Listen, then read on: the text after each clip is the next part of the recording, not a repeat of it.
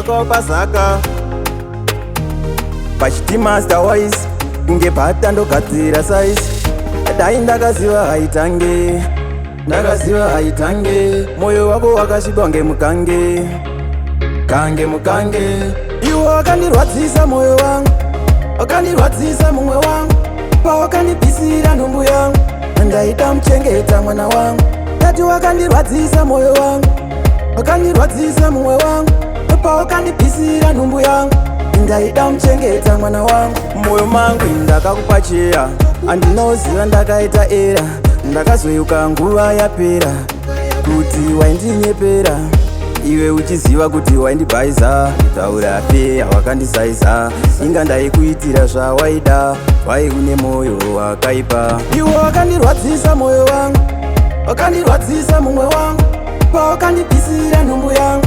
ndaida muchengeta mwana wangu tati wakandirwadzisa moyo wangu wakandirwadzisa mumwe wangu pawakandibvisira nhumbu yangu ndaida muchengeta mwana wangu dai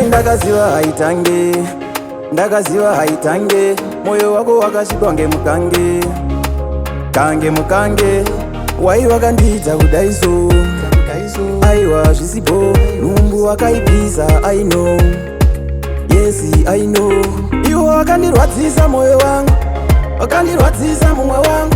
pawakandibvisira nhumbu yangu ndaida muchengeta mwana wangu tati wakandirwadzisa moyo wangu wakandirwadzisa mumwe wangu pawakandibvisira nhumbu yangu ndaida muchengeta mwana wangu moyo mangu ndakakupa cheya andinoziva ndakaita era ndakazoyuka nguva yapera kuti waindinyepera iwe uchiziva kuti waindibhaiza taura pe hawakandisaiza inga ndaikuitira zvawaida wai une moyo wakaipa wakandirwadzisa moyo wangu wakandirwadzisa mumwe wangu pawakandibvisira nhumbu yangu ndaida muchengeta mwana wangu tati wakandirwadzisa moyo wangu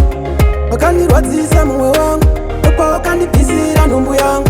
ndaida muchengeta mwana wangu dai ndakaziva haitange moyo wako wakasvikwa ngemukange